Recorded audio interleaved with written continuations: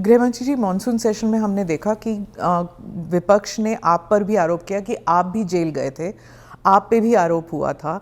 तो जब उन्होंने ऐसा कहा, आपने कहा कि मुझे नैतिकता के बारे में कांग्रेस से नहीं सीखना, उस बारे में आप बताएंगे हमें कुछ? जरूर बताऊंगा। मैंने इसलिए कहा था कि मेरे पे आरोप लगा और जैसे ही मुझे समन आया, अरेस्ट छोड़ दीजिए, सीबीआई ने मुझे समन किया, मैंने दूसरे ही दिन इस्तीफा दे दिया था। अरेस्ट तो मेरी बाद में हुई।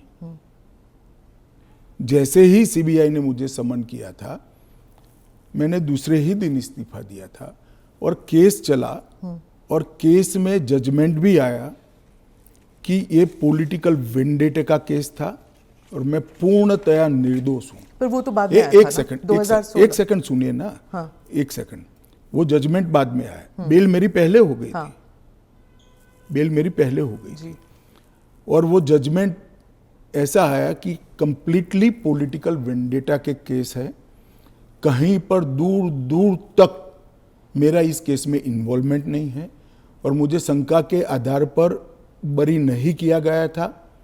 मेरे सामने के केस को खारिज किया गया था और मुझे बेल मिल गया था 96वें दिन पर। फिर भी मैंने फिर से शपथ लेकर गृह मंत्री नहीं बना था। इतना ही नहीं, जब तक मैं कंप्लीटली मेरे सामने के सारे आरोप क्वाश नहीं हुए, तब तक मैंने किसी भी संवैधानिक पद पर शपथ नहीं ली थी। तो मुझे क्या विपक्ष नैतिकता के पाठ पढ़ाता है? इन लोगों ने इंदिरा जी के समय में प्रयास किया कि प्रधानमंत्री को शील्ड किया जाए और आज भी ये प्रयास कर रहे हैं कि अगर कभी जेल में जाना पड़े तो हम आराम से जेल से सरकार बनाएंगे, जेल को सीएम हाउस पीएम हाउस बनाएंगे और वहां जाकर डीजीपी जेल से ऑर्डर लेंगे, चीफ सेक्रेटरी जेल से ऑर्डर लेंगे, भारत सरकार के कैबिनेट सेक्रेटरी जेल से ऑर्डर लेंगे, भारत सरकार के गृह सचिव जेल से ऑर्डर लेंगे। इस तरह से देश चलेगा। और ये कल्पना ही मैं तो, मेरी पार्टी और मैं दोनों सिरे से खारिज करते हैं कि जो व्यक्ति बैठा है इसके बगैर इस देश का शासन नहीं चल सकता और इससे किसी का भी बहुमत पार्लियामेंट में या विधानसभा में प्रभावित नहीं होगा। एक सदस्य जाएगा, आपकी ही पार्टी के दूसरे साथी सरकार चलाएंगे और आप जब जमानत प्राप्त कर लोगे तो आप आकर फिर से शपथ कर सकते हो। इसमें आपत्ति क्या है?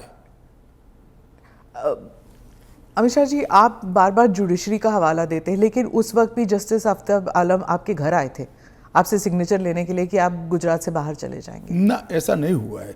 आफ्ताब आलम साहब कभी मेरे घर पे आए नहीं है, ऐसी जरूरत भी नहीं पड़ी है। इन्होंने यहाँ रविवार के दिन स्पेशल कोर्ट बिठाकर मेरी बेल एप्लीकेशन को सुना और रिजेक्ट किया? ना, रिजेक्ट नहीं किया। इन्होंने कहा कि मुझे लगता है कि अमित शाह गृह मंत्री रहे, वो साक्ष्य को प्रभावित कर। तो मेरी जो वकील थी, इन्होंने कहा कि आपको अगर ये भय है तो जब तक बेल एप्लीकेशन डिसाइड नहीं होता हमारे क्लाइंट गुजरात के बाहर रहेंगे। वो मैंने स्टेटमेंट किया है। 2 साल आप बाहर रहे? हाँ, 2 साल में बाहर रहा, निश्चित रूप से बाहर रहा, क्योंकि 2 साल भारत के इतिहास में कभी भी किसी की बेल एप्लीकेशन 2 साल नहीं चली है। आलम साहब की कृपा से मेरी बेल एप्लीकेशन 2 साल चली, ज्यादा से ज्यादा बेल एप्लीकेशन 11 दिन तक चली है। आपने उस वक्त पहले भी जिक्र किया था अडवाणी जी के ऊपर कि उन्होंने भी इस्तीफा दिया था। जी, कहा था अडवाणी जी ने इस्तीफा दिया था, ढेर सारे हमारे कार्यकर्ता, मदन लाल खुराना वगैरह सारे, सभी ने दिया था। कि जब तक, अरे अभी हेमंत सोरेन जी ने दिया था। ये तो एक नया संस्कृति आया अभी। विगत 2 साल पहले ऐसा केस ही नहीं था कोई। सभी लोगों पर आरोप लगते थे, सब लोग इस्तीफा दे देते थे, बरी होकर राजनीति शुरू करते थे। तमिलनाडु के कुछ मंत्रियों ने इस्तीफा नहीं दिया, दिल्ली के मंत्री और मुख्यमंत्री ने इस्तीफा नहीं। और अगर इस तरह से इस समाज जीवन का, नैतिकता का स्तर आप राजनीति का और समाज जीवन का नीचे ले जा रहे हैं, इससे हम सहमत नहीं हैं। और अगर मैं अब पूछता हूं, आप मुझे पूछ रही हैं, तो लालू जी के वो ऑर्डिनेंस फाड़ने का, लालू जी के बचाने के लिए जो ऑर्डिनेंस मनमोहन सिंह लाए थे, वो ऑर्डिनेंस को फाड़ने का राहुल गांधी का औचित्य क्या था? अगर उस दिन वो मोरालिटी थी तो आज नहीं है क्या? क्योंकि आप लगातार 3 चुनाव हार चुके हो। मॉरालिटी के स्टैंडर्ड्स चुनाव के जय पराजय के साथ जुड़े नहीं है। मॉरालिटी के स्टैंडर्ड सूर्य और चंद्र की तरह हमेशा अपनी जगह पे स्थिर